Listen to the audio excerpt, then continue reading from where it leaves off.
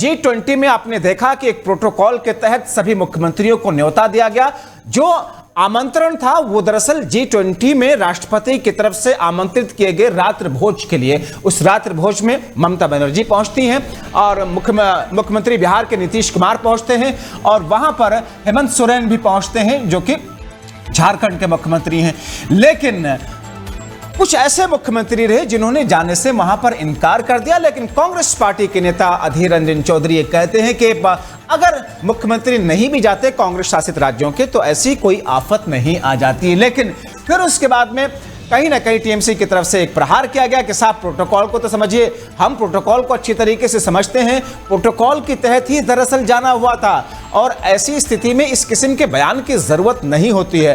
तो ऐसे में सवाल उठता है कि अभी अभी इंडिया गठबंधन बना है और ऐसे में आपसी रार की ऐसी खबरें पार्टी गठबंधन या गठबंधन के समूह या उस दल में जुड़े हुए पार्टी के लोगों नेताओं के लिए एक पॉजिटिव मैसेज लेकर के नहीं जाता। हमारे सहयोगी हमारे साथ में जुड़ेंगे आशुतोष जो कि दिल्ली से हमारे साथ में इस वक्त थोड़ी ही देर में जुड़ रहे हैं। उनके साथ हम रुख करने की कोशिश करेंगे, उनके साथ चर्चा करेंगे कि आखिर ये स्थिति कैसी है, क्योंकि इंडिया गठबंधन में अगर आपसी सरफुटबल तो इसे फिलहाल नहीं कह सकते, लेकिन कहीं ना कहीं एक ऐसी असमंजस की स्थिति। आशुतोष, अधीर रंजन चौधरी का प्रहार करना, टीएमसी का पलटवार करना, क्या ये एक बेहतर नोट है, एक बेहतर मैसेज है इस गठबंधन के लिए?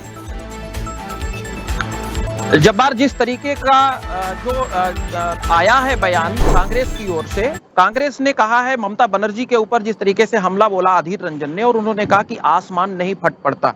ये सब आने के पीछे दो तस्वीरें जो कल वायरल हुई। पहली तस्वीर जिसमें नीतीश कुमार, हेमंत सोरेन और प्रधानमंत्री ये सब लोग जो बाइडेन के साथ में खड़े थे, राष्ट्रपति भी वहां साथ में थी, और दूसरी तस्वीर जिसमें ममता बनर्जी दिखाई पड़ी।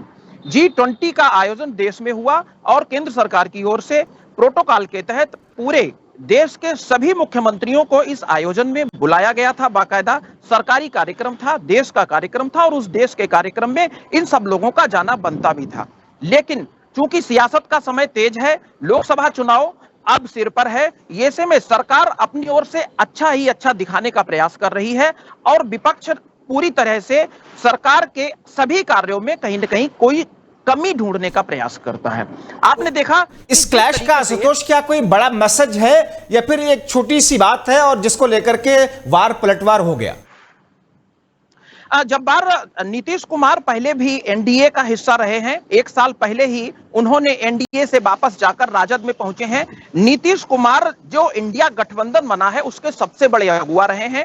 ममता बनर्जी भी इस इंडिया गठबंधन की सबसे बड़ी अगुवा रही हैं और वो महत्वपूर्ण सदस्य हैं। इन दोनों लोगों का यहां पर जाना, इस मीट में जाना कांग्रेस को हजम नहीं हो रहा है। इंडिया के अन्य गठबंधन के जो साथी हैं उनको भी हजम नहीं हो रहा है। उसको लेकर कहीं ना कहीं डर है। कारण है कि नीतीश कुमार के बारे में सब लोग जानते हैं कि चुनाव से पहले वो मौसम विज्ञानी के रूप में भांपने का प्रयास करते हैं, और अभी भी कहा जा रहा है इस फोटो को लेकर कि कोई भरोसा नहीं है कि नीतीश कुमार चुनाव से पहले दोबारा एक बार फिर से एनडीए का हिस्सा बन जाएं। हालांकि ये कहना अभी जल्दबाजी होगी।